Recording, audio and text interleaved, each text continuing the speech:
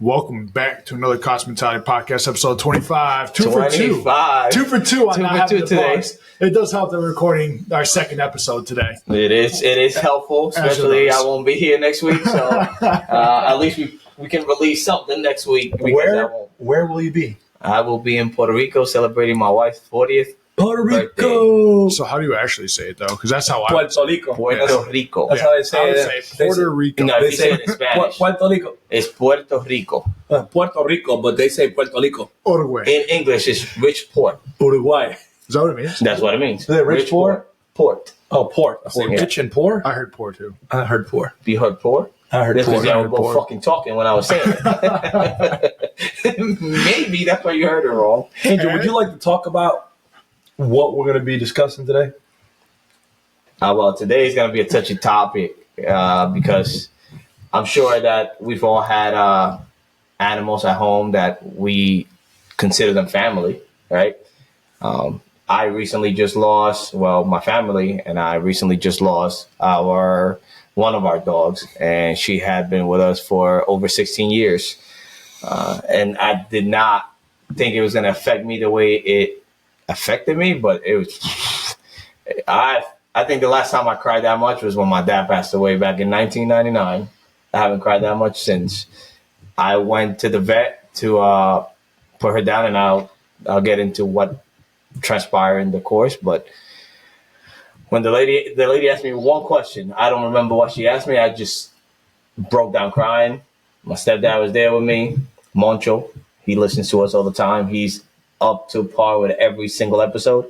So he's always listening to us. He was there, and I just literally just pointed at him. I couldn't even talk. I just pointed at him. I just pointed at the desk, and he just took over with the conversation. But boy, losing a family member, an animal, something you consider that's yours, it definitely affected me way more than I ever would have expected. So yeah, that's what we're going to talk about today is the loss of an animal that you consider part of your family because they've been around for so long. I know Chris had his own death of one of his pets. Yeah, last year. So and I know you've probably had the loss of a pet as well. Yeah, two recently. I keep saying animals, but they're pets, The big thing about this for anybody that's kind of like, this is what you guys are going to talk about. Again, when we talk about mental health, right, you have service animals. Just because an animal isn't directed as a service animal doesn't mean that that animal isn't doing a service for you at home, whether 100%. that's stress relief, anxiety, calming. Again, with the girls, right, and with my boys, I know how much those dogs, when they're upset and they're crying, the first thing in the door may not be me, it's the dog. So that's why I think this episode is going to be one of our more heartfelt episodes because, we're talking about, the process and what happens when we lose that loved one. But again, why they're so important, why animals, doesn't have to be a dog, right? Some people's are cats, ferrets, parrots, whatever, even fish. Some people they're fish. I love, you guys know, I love my aquariums and they're so tranquil. You can watch them and just everything goes away. You just watch the way they seamlessly flow through the water. It takes everything away. So, talking about these things, especially for somebody who may struggle with their own issues, again, not to just dive in by PTSD, everything else, and anxiety, pets play a huge part in our life. And I think sometimes we don't realize how much of a part they play in or how many memories we have with them until the millisecond they are no longer here. Because I think that's where truly, you look back and you're like, holy shit. Not that, I know I felt this way with Peyton when we put him down. He was my wife's and I's dog directly out of college. And he was with us all the way until last year. So 13 years, just about. He was a great dog too. It was awesome. But, how much kind of for granted you take for the animals when, the everyday mundane activities, you're pissed, you're doing life, blah, blah, blah. And it's please go lay down. Please stop beating up my ass. Please stop. And, then all of a sudden you turn around, you're like, I wish the dog was there. I wish maybe I gave him a little more patience. And it helps us heal when we do have to put the animal down. It helps us heal. It helps us look at it and say, what could I have done better? Did I give that dog the best life? Because now when we do get another one, how are you going to be better to that one? How can you be the best service to that animal? But how can it also benefit your family, like its previous or its predecessor? Yeah. You know? Yeah. I think one of the best things we could do right now is give a little shout out. I'd like to give a shout out to Paws of War. Paws of War has given us 3 dogs plus because we got 2 more dogs too on top of that. One of the things that I discussed with, the CEO, the founder, was how we can kind of work on different things for different veterans. I didn't realize. I'll talk, for example, about the dogs I've had in the past, right? So we lost Cody and then we lost Comet. Those are 2 dogs. One that my ex had when I first met her, and the other one I adopted to give him a little friend because when we moved to Florida, we felt like Cody was kind of like depressed and didn't want to play or anything like that. So we went and adopted a small Morkie, right? A Morkie, yeah, Maltese Yorkie mix. And I don't know what that looks like. It's you've met Comet before. I feel like I've posted pictures of him. He's that black and white dog, smaller dog. And the reason why I say smaller dogs is because we don't realize how big of an impact or footprint they leave when they're gone, right? You got a small dog, small bed. Hey, it still affects you. But then even with bigger dogs, like they take up so much room in your house, on your bed, in the living room, on the couch, in the car, that when they're gone, those spots are now empty and you feel them. You genuinely feel like, wow, like they're used to lie or follow or jump on. Like you were just saying, how could I be a better owner of an animal? I know my wife is incredibly close to Chloe, and she's getting older right now. She's up there in age and we're all saying like, oh my God, how's she going to deal with this when she's gone? She's had that dog for her entire, adult life. And which is why we rescued Denver, which is the English cream. And beautiful dog. He's a beautiful dog. And again, we always watch. This is kind of something that my wife and I have started to do. When we feel like we're being shit parents, we start watching the really sad TikTok or Instagram videos where they're like, the dog won't be here for long. Yeah, exactly. The SCPCA, whatever. Those commercials. We see that, we're like, oh, Denver, come here, buddy. It's okay. Here's a treat. I'm sorry, I suck so much. I'm sorry, I'm a horrible fucking owner. But we try to be better. And sometimes it's funny because, like, especially you talked about in our last episode, right? We talked about knowing your people. Same thing with knowing your animals. He is a fucking year old right now, and he is 79, 80 pounds. He's already huge. He sheds, he sheds like a motherfucker.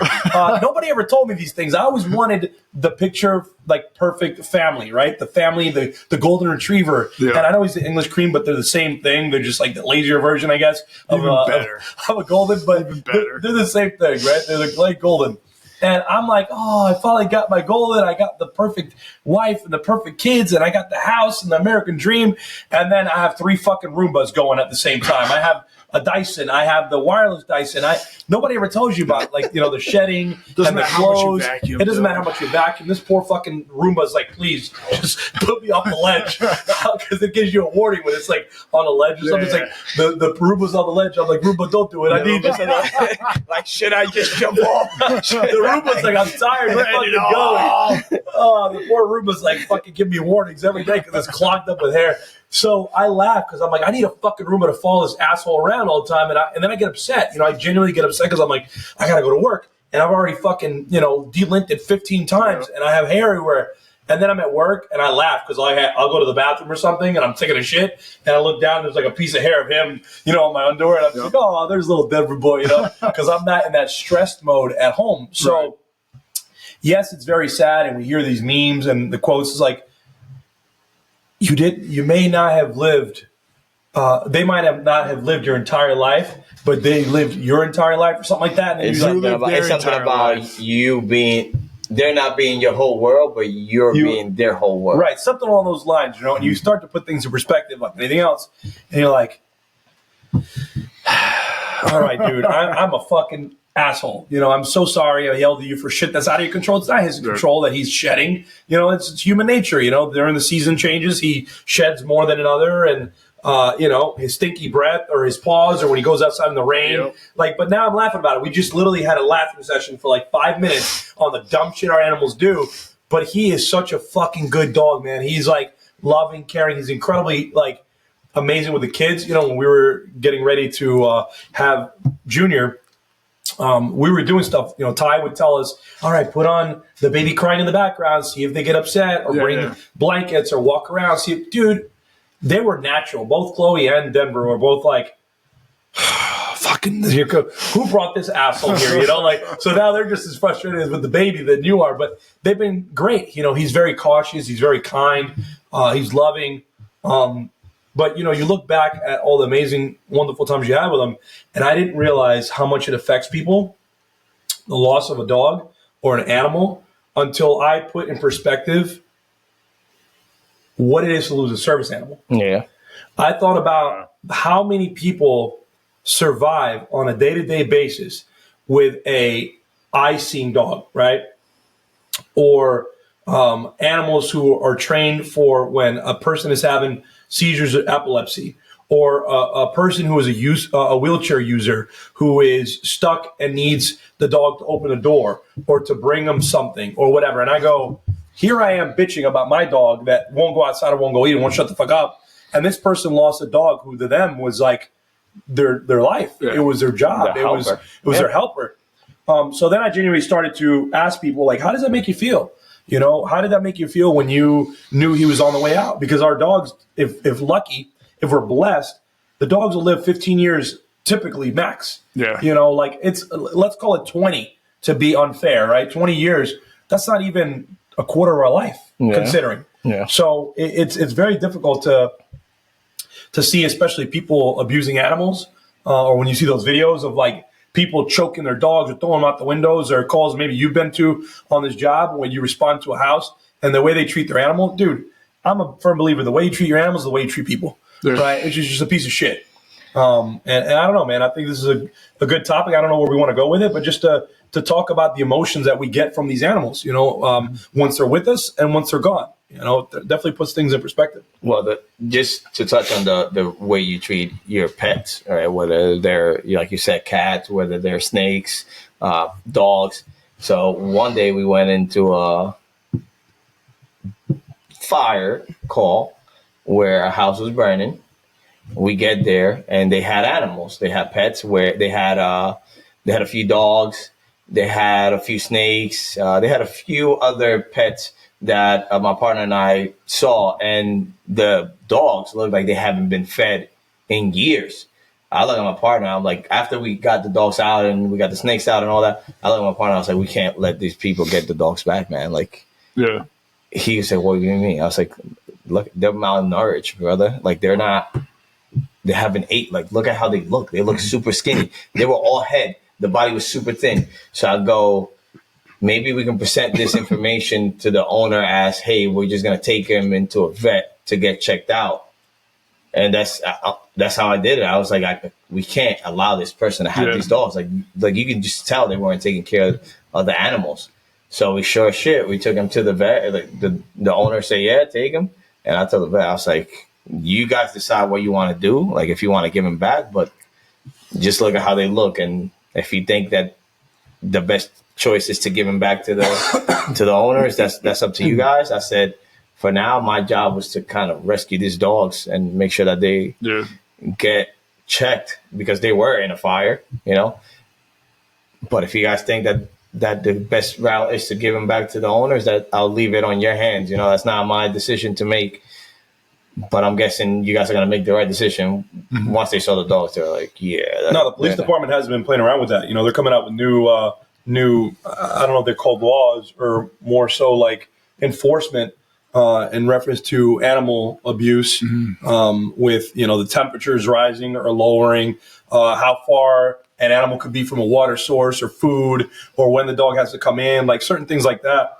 And they're really like, you know, with the dog fighting stuff, they're buckling down on that stuff. They don't mess around. And Michael Vick. That's the way it should be.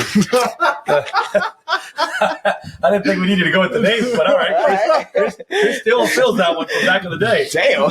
He's my favorite. An oldie. He used to be my favorite player, too. Being from Atlanta, I used to watch him all the time, you know, Michael Vick, and then you hear about that. You're like, what a piece of shit. You know?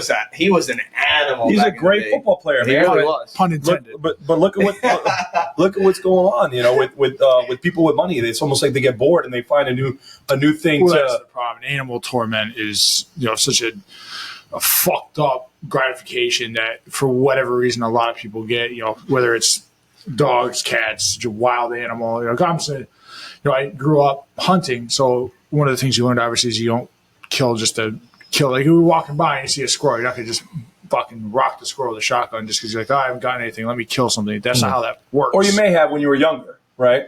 I mean, I know I did when I was younger and I got introduced to my first BB gun. It was like, all right, birds or squirrels or whatever. You know, so on the farm, right? Like, you go up into the haystack, and that's where we had BB guns. It was, shoot the pigeons, shoot the birds, shoot the squirrels, because they're going and they'll ruin it. So, but again, you're doing it for purpose. You're not just walking around going, I just want to kill an animal. Yeah. But you learn what it's like to take a life, things like that. But there are people out there that you don't walk around and you're just like, why are you killing that?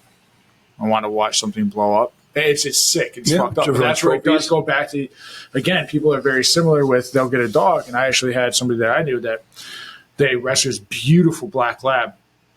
I mean, if that black lab didn't fucking breathe the right way, he got his ass beat. That's somebody, the guy got pissed. He's like, oh, this fucking dog took it and threw it against the wall. And then him and I ended up getting into, some type of disagreement because of it. I was like, dude, you can't, it's a fucking dog. Yeah. You're going to yeet it across the room. And then all the dog wants is like, almost like, and I joke with my wife, I'm like, I'm sorry, master, if I don't do something for you. The dog essentially does that, right? It comes back to him like, please, I'm so sorry, please don't. It's the most fucked up relationship you could have. And then we talk about losing a dog that we love. It's such a different mind fuck when you look at it, because they don't deserve. It doesn't matter how you treat them. Like, they're always happy to greet you. Mm-hmm. Always happy to greet you. Like, you can spank them, you can toss them, you can do whatever the hell you want. Yeah. And they will come back to you, even with their puppy eyes, just looking all shy. They'll come back to you, try to lick you again, try to get you to freaking pet them. It does not matter what you do to your pets, and they are loyal to the end of time. Yep. Yep. And I think losing Princess for us, my wife gave me a call, I would say Saturday night. She was having seizures. She had never done that before. She was already 16 years old.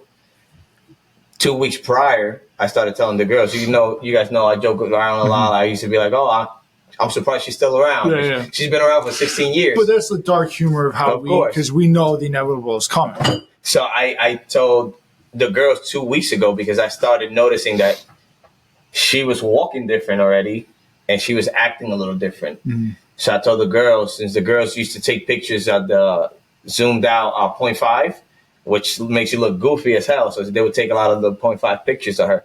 I was like, you girls might want to actually start taking real pictures of Princess, because she looks like she's declining, and she's declining fast. They're like, what do you mean, Dad? I was like, I'm sorry to tell you guys. I said, you guys know I do joke around a lot about her passing. I said, you haven't heard me joking around in a while now, because I am noticing that she is. Reality. Yeah, now she's declining, and I know it's going to affect everybody. Mm-hmm. So you guys should definitely start taking actual real pictures of Princess, because she may not be here for too much longer. I said, I'll be surprised if she makes it a month. And sure enough, 2 weeks later, like I said, my wife came. I was at work. My wife came home, and Princess had a seizure. And she shows me on the camera like what she was doing, like how she was twitching. I was like, unfortunately, there's nothing we can do. Like, everybody was freaking out. Obviously, the girls are freaking out. Wife is freaking out. I was like, unfortunately, even with humans, when they're ceasing, there's not much you can do. You got to let them cease. Yeah, you got to let them comfortable. Yeah, keep them comfortable. Don't whack if you want to talk to them, make sure they don't hit themselves. Make sure there's not much you can do with a ceasing person or animal pet. And overnight, we think she had another one.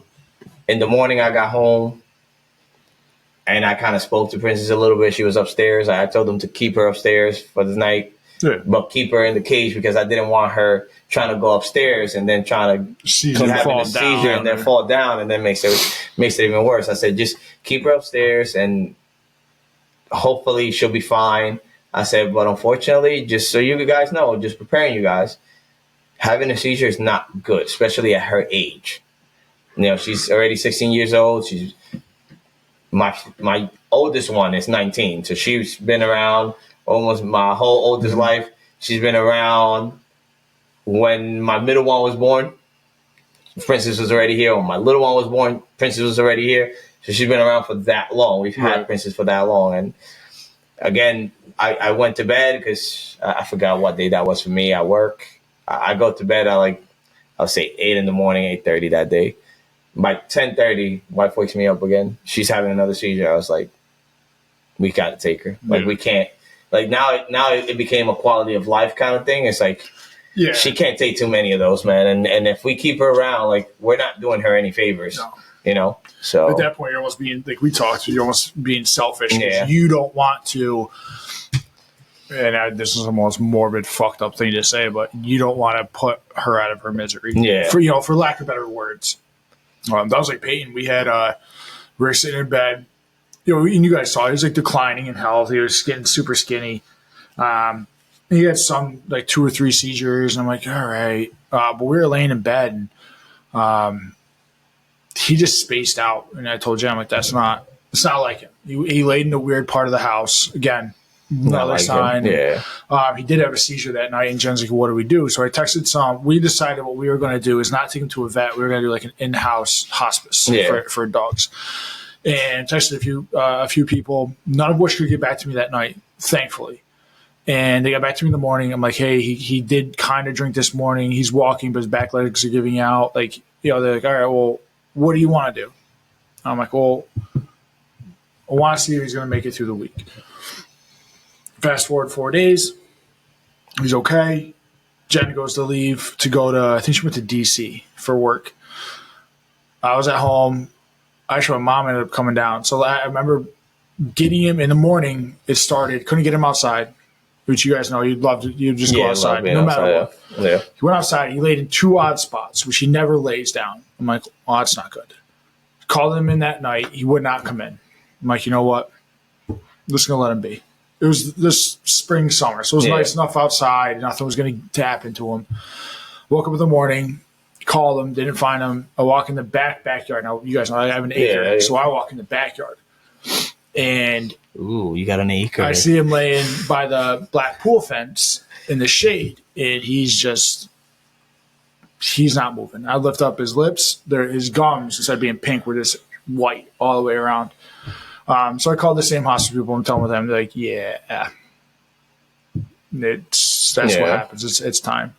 So I had one call him. He did get up and move and ran after the kids. And I told him, like, dude, you make me look like an asshole. Like, what the fuck's happening? So I told her what happened. She showed up because he got up, wagged his tail. She goes, don't be fooled. It is their last. It's almost like, when somebody is dying in hospice, usually they get that last gasp of life. They'll sit up. They'll talk. They're cognizant. Princess did the same shit. Like, we literally took her to the vet. And I'm holding her on me the whole time. All of a sudden, she got all this burst of energy. So I let her walk inside. I take her outside. She goes outside. She pees. And now I'm like, God damn, like, she looks normal now. Yeah. Like, what? Like, I don't know if I should do this. Exactly the same thing. She goes outside. She pees. She wants to cross the street. She wants to do this. I was like, she couldn't even walk. Yep. And now she's doing all this stuff. Now, same like you. I'm like, now you're making me look like an asshole. Because now I'm like, this people probably thinking I'm just trying to get rid of my dog, which I'm not. You know, like, and you have all this energy out of nowhere. Like, what the hell? That's actually a good explanation. And so that's what they said. She's like, it's just like a person on hospice. Yeah. They'll get up, they'll show the energy, and you're like, oh, you're getting better. And then she's like, no. Yeah. Literally, so he laid down. I had my hand under his head. And she's, do you want to see her? So I was talking to him. My mom had the kids, so it's just Peyton and I. And the lady will put the IV in, and she goes, so it's like first one's like almost like anesthesia to kind of just calm him down. Yeah, the anesthesia, yeah. And then the second one's the actual, she didn't even put the second dose in yet before he stopped breathing. And she said, that's how you know. She goes, they put up zero fight. They'll look at you, and I can see, but the worst part is you can see like the soul leave their body. Like, you can see the life leave their eyes. And I fucking cried. Same as you for, well over a day. And I had to call Jen, who felt terrible because this was her baby, right? We got him, but this was her everything before the boys. And I'm like, hey, I had to do it. She's in DC. She feels like shit because she wasn't home with the dog, and she's crying. I'm crying like a big baby, and I'm fucking laying in the backyard holding my dead dog. It's just, what they bring to the, then the whole time we're looking at pictures, we're looking at memories, which is again, like, it's sad, but it's almost, again, the best thing they bring is they bring so much back to you, even when they do pass, because you sit there and you can, I remember directly taking him for this walk. Oh, I remember playing ball with him in this yard, It's like you say, you start looking back and you're like, what could I have done better, man? Like, Yep. Because they're loyal to the end. Like, it doesn't matter how you treat them. It doesn't matter what you say to them. They're always going to come back. And that was the same thing with Princess. Like, we love Princess beyond belief. And when I used to joke around a lot, but, I didn't want to lose my dog. She's been here for 16 years, man. Like, it's impossible to have something around for that long and not have some kind of feeling towards that dog. And when I texted both of you guys, I was like, I haven't cried this much since my dad passed away. And that was in 1999. And I could tell you, I cried like a fucking baby when Princess passed away. And same thing, they gave her the anesthesia. And I don't know that I was ready for that. Like, she just completely, and I had her on my hand when she was giving her the anesthesia. She just let go of my hand. And I was like, oh my God. Yeah, it's sad. It's almost like that. This is, it sounds selfish, but it's almost like a way to prepare people for death, a little bit. More so kids too, because your kids are realizing that, wow, like our animal died, like they're not here anymore. And you see, like, everybody keeps living. That's the sad part, is that, you feel sadness for a little while.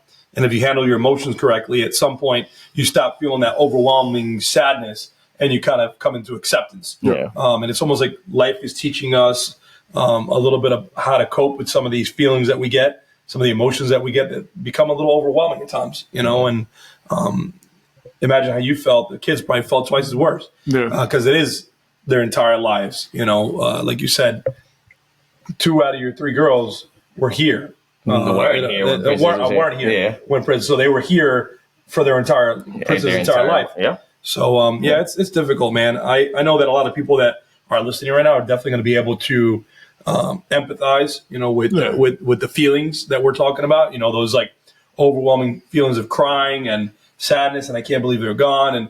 And I got to be honest, I feel a little bit guilty because both of the dogs that I've lost that were like closest to me, I wasn't there for.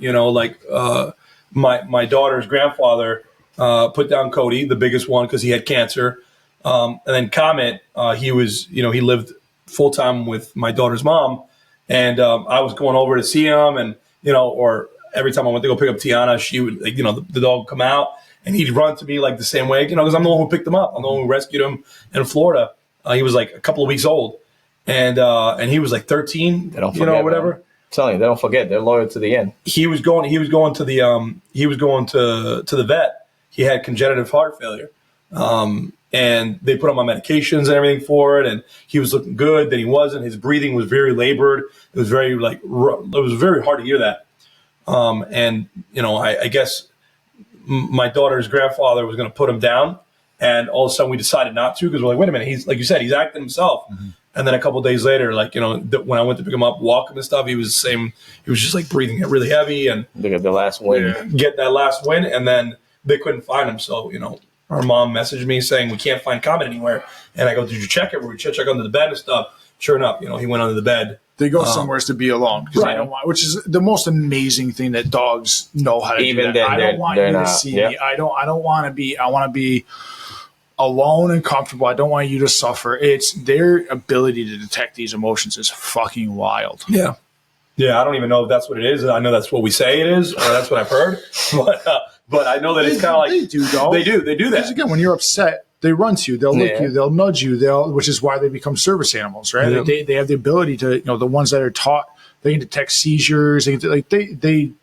They know they have the ability to. They're incredible. They train them. Yeah, I don't think we deserve dogs, to be honest. No. They're so loyal. No, I mean, I've heard so many different opinions from people that they're like, oh, that's God sending angels to Earth watches. I've heard all sorts of stuff, and I go, oh shit, I better behave. Well, they that say fucking dog sees everything. They say if you spell dog backwards, what does it spell? Yeah, God, I've done that. I've actually never put that together. No, I've never heard that. I've never thought of it that way. I'm like, oh, that's weird. Yeah, if you spell dog backwards. Yeah, it's almost like every time every idiot, but every time I try to spell good, it spells God. I'm like, there's no good without God. And I start laughing. Yeah, those are little things that are kind of keep you grounded in the moment and try to be better for your animals, better for your pets, your family members. I know that we've had, like Angel watch when we went out of town for 10 days of Crease. He went over to watch the cats. And I almost killed him. And not like him physically going to kill him. They were just depressed from what the vet told us.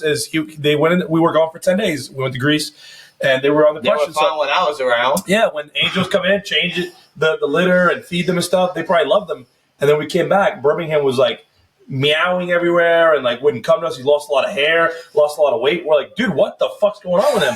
And the vet was like, yeah, he must have been depressed. He missed you guys. How crazy is he that? was out of his routine. We don't think about it because they can't speak. Right. We don't think about it. They can't speak. They can't tell you that they were depressed. 10 days they were gone. And for 10 days I went to the house. I cleaned their stuff up. I fed them. I was there for a little while. Like I try to call them, send them messages just so they could see them. Brother, man, they get back, and he goes, bro, what did he do? I was like, wait, what? I'm like, damn, Angel's not really an angel. I go, what do you mean? They're like, oh, we just had to take him to the vet. I was like, wait, what? They were fine when I was there. Like, what do you mean? What happened? And it was that. Apparently, they were depressed. And I was Same thing with Denver. Holy Denver shit. wouldn't eat. Like, we tried to feed him for a couple days. He wouldn't eat. I'm like, dude, what's up, dude? Like, and the lady that was watching him, who was very close to Paws of War, she was like, no, he was eating for me. He was fine. And when he got home, he was like, either he missed the person that we took them from or missed us. I don't know which one it is, but He's probably pissed at you. probably so pissed crazy, at us. bro. Like, I mean, they do get pissed. yeah, you want to fucking leave me? Watch this. But yeah, man. Like you said, I don't think we deserve animals. I think pets as a whole are just like godsend, Yeah. man. Like I could tell you, I had a little chick in DR, baby chicken. Yeah. Yeah. Gotcha. Like, Just saying. obviously, what else would you be thinking about? Because sometimes you don't understand what I'm saying. Yeah, chick is not translated to female. So That's what you're looking at. I used to feed this little chicken and got her to like a nice size. Can you picture that right now? Angel's like, No, I used to like the corn. Yeah. Like I used to freaking smash the corn and give it the corn because they were small. So feed them water. I got them to a nice little size. I go on vacation to my aunt's house. he for like eats a the week. chicken. I did not eat the chicken. My grandmother, talking about trauma, decides to kill the chicken, make it a soup. And then feed you. No, chicken. That would've been fucked up. She sent it to my aunt's house, and she goes, "Oh, that's your chicken. If you want to have some soup." I was like, "Wait, what?" Bro, Kill the talk chicken. about trauma at an early age. I was like, "Wait, what? You just killed my chicken and you made it into a soup?" I mean, What? probably pretty good soup. Oh, I cried a lot. I don't know. I never tasted it. I never touched it. That's what my wife There's and I. no way that I would have ever touched that thing. I mean, this is something I raised. Yeah. Like, My wife and I were just What? talking about that because we want to get chickens, and yeah, I bet my neighbors would love me if I could take it. I grew up on a farm, so my mom knows everything about it. We used to have roosters, chickens, pigs, Me too. everything. That's why I don't want them. That's what she says. She goes, I don't know that I'm going to be able to eat chicken. I was like, well, then don't bring those motherfuckers here because I love chicken. What do we have for lunch? Chicken wings. Chicken wings, right? So could Chicken you look wings. at, it ain't going to be our chickens that we would eat. We would It's somebody's chicken. somebody's chickens. Somebody raised them. Angel's chickens here outside of the door right now. I remember having the chickens. Then my in-laws had chickens, and I was Yeah, like, they did. I don't want fucking anything to do. Jen asked me one day. I'm like, nope, No chickens no here. chickens. If people want goats, tell you what, those things they'll destroy everything. Let me tell you this story about a goat. Here we go. This is a ghost story. So Get it out. my Talk about it. my oldest sister's teacher, we lived on our grandparents' farm, right? So they called my grandparents' farm, and my dad answers, and they're like, hey, this is teacher so-and-so. I'm Amber's teacher. He's like, okay. Hey, Amber didn't bring her homework in, and she made up a lie. He's like, all right, what was the lie? She goes, the goat ate it. And he goes, yeah, that's not a lie. The goat ate her homework. She goes, oh, I don't find this funny. My dad goes, no. The goat ate her homework. She goes, well, for whatever reason, she's like, where's the goat? My dad goes, oh, it's dead. She goes, excuse me? He goes, yeah, I came home, and that fucking thing was standing on the hood of my car, eating my windshield wiper and something else. So I say, Those things, they'll eat anything and everything. Electrical wires, doesn't matter. my It God. goes through the most destroyed. So people, I love when people down here are like, I want to get a goat because they're cute. But Like, hold listen, on. Did you guys cook it after you yeah. killed it? Yeah, no, yeah. Was it delicious? Damn. Yeah. Fucking Oh, 8 fucking Henrys. Was it delicious? just tastes like food. I don't know. It wasn't like, I didn't eat it like, oh my God, that's the most amazing thing in the You know world. what my perfect retirement scenario is? To be in a farm. goats. No, to be in a farm with animals. Like I would Yeah. say chickens, horses, goats. Horses are amazing. I do a would say horse. cows. You know why? Because when I want a nice steak, I'll be like, hey, can you get that cow? I want to start chopping them up. But That's remember, not. I don't so think that's the way it works, bro. my grandparents, Yeah, that's how it They're works. they're expensive as shit. I well, know. my grandparents just slaughtered a cow, and I've got like 5 T-bones at the Oh. house, 2 porterhouses, How about bro. your boy? I've got so You know, many I'm a steak pounds guy. of ground beef at the house. But this is where again, like it's the separation of church and state. Like when you have them, and as a farm, my grandmother's rule, she's like, I don't name them. Well, I that's the don't- thing. because You're not once you raising them do as it, a pet. I'm not right. shooting them. You're not raising them as a pet. Now Yes, you're raising right. them as food. Right. When you have a dog, Correct. some Oh. cultures apparently eat dogs. Just the thought of the fact So- that you told me so- you got so- ground beef. It's like the poor cow that was in the pasture just enjoying its life. Thank you for your sacrifice. See, Thank you. That's- Yeah, that's what life is about. Yeah. Again, there's cultures that eat dogs Yeah. and cats, right? We don't. Not mine. I don't, right? But when you raise something and you name it, like let's say I name Teddy, that wasn't his name, and then a year from now when I have him nice and plump, right, Teddy? When I got him nice and big, Teddy's like, oh, hell no, get he's me out like of here. watching me like, oh, what is he talking about? So when I get him nice and big, I go and slaughter him and cook him. I had this thing. That was my pet. Like Yeah. this is my this. You gave emotion. This to is it. part of the family. Like that's crazy. Man. As opposed to raising something in a farm, like a cow, or a horse, or a goat, and you kill that to eat it. Yep. You don't have that emotional attachment to it. You know what the thing is for. Yeah. It's not a pet. It's an animal that at some point is going to become food. Look, all I know is this conversation is going way in circles, and we're just talking about the loss of our pets, and now you guys are talking about chopping up poor cows. And, Well, but no, it all ties It back still in ties because back it's in. about what when you name it, when you give it The affection and emotional. feeling, what it does to you, The and emotional how that attachment. plays into, all I can think about is you feed a chicken. I think that plays into as well. He's like, I mental chopped health. the cord, and I fed him chicken, and I fed him water. Of course, that's how you. This, Fed I don't him know wa- what. I fed him water. I gave him water. You didn't feed him water. I didn't say I fed him water. I said I gave him water. Play it back. You heard what you wanted to hear. Play it back. Rewind. But it's like he's saying, it's the emotional attachment. You're not giving it. You're not giving an animal that you're going to 100%. eat an emotional attachment. Like, 100%. like a pet, like a dog. You have that emotional. Yeah, we don't attachment. second guess like And the when- hamburger that we're having at a restaurant or a nice juicy steak. Right. You know, when we go to one of the steakhouses that we've gone to. Yeah, not 100%. But So the loss of a pet is just like you said. It could be a fish, right? You love being in an aquarium. It could be a cat for you guys. Just the cats being you guys being away for 10 days and being the cats being depressed. You guys thought about the cats every time I send you a picture or something. Mm-hmm. But it's not like you were thinking about the cats 24/7. But they are thinking of you 24/7 Yeah. at least. The from- only from thing- what it's Only thing they got. you're it, you know? So the loss of a pet when you have them for a certain amount of time, I don't know, some people get attached to pets faster than others.